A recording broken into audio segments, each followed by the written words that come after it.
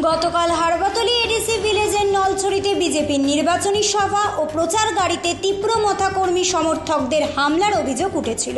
এই ঘটনার পরিপ্রেক্ষিতে আজ 27 নং পূর্ব মুরুরিপুর বুড়োতলী কেন্দ্রের বর্তমান এমডিসি এবং তীব্র মথা দলের মনোনীত প্রার্থী দেবজিৎ ত্রিপুরা পুরো ঘটনাটিকে নাটক বলে দাবি করেছেন। তার বক্তব্য, এই অভিযোগ সম্পূর্ণ ভিত্তিহীন এবং রাজনৈতিক উদ্দেশ্য প্রণোদিত। Bureau report, রাতদিন news network. সবাইকে ধন্যবাদ। আজকে আমরা একটা প্রেস মিট করতে যাচ্ছি, কারণ কালকে একটা ঘটনা হয়েছিল হারবাতলী নলছিরিতে। তো ওইখানে নাকি আমাদের ত্রিপুরা মথার লোকেরা নাকি বিজেপির প্রচার গাড়িকে ভাঙচুর করা হয়েছে বলে আমাদের উপর অভিযোগ করেছে। তো যার কারণে আমি বলতে চাই যে গাড়িটা একটা মুসলিমের গাড়ি, হ্যাঁ, এটা আমার মনে হয় তারা নিজেরা ভেঙে হিন্দু যারা রাষ্ট্রবাদী, হ্যাঁ, তারা আজকে এই কাজটা করেছে বলে আমি মনে করি। কারণ আমাদের লোক যেখানে যায় সেখানে 1500 লোক তো হয়। কারণ আমি বলতে চাই, আমরা যদি ভাঙতো তাহলে কি হতো, এই গাড়িটাই কোনো অস্তিত্বই খুঁজে পেত না। আমি মনে করি এইরকম আমাদের উপর যে মিথ্যা অপপ্রচার শুধু ভোটের ব্যাংক তৈরি করার জন্য, এটা আমরা খুবই নিন্দনীয় কথা বলে মনে করি।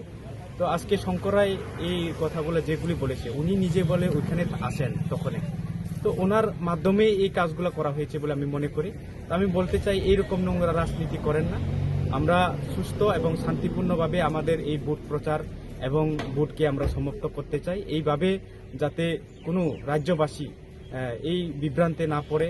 আমরা সবাই সহযোগিতা করে একসাথে আমরা সবাই ত্রিপ্রাসার অধিকারের জন্য কথা বলছি, যাতে এখানে কোনো রকম অঘটন না ঘটে। এই আমি আপনাদেরকে রিকোয়েস্ট করছি সবাইকে। আমি আর বলতে চাই, একজন মুসলিমের গাড়ি এনে ওনার গাড়ি ভাঙচুর করা হয়েছে। তো এরকম ঘটনা মনে হয় ত্রিপুরা রাজ্যের মধ্যে ফার্স্ট টাইম এরকম ঘটনা হয়েছে আমাদের এই এলাকার মধ্যে। আগে তো এরকম কোনো ঘটনা আমরা দেখিনি। তো একজন মুসলিমের গাড়ি এনে মুসলিম বলে ওনাকে টর্চার করেছে, ভাঙচুর করেছে। আমাদের ত্রিপুরা মথার কোনো হাট নেই ওখানে।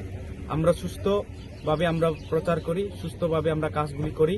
তো এই কারণে আমি বলতে চাই, এইরকম নোংরা রাজনীতি যাতে না করে, ভবিষ্যতে যাতে আমরা সুস্থ রাজনীতি করে মানুষের পাশে দাঁড়াতে পারি, মানুষের সাহায্য করতে পারি, এই কথাগুলো। Bureau report, রাতদিন news network.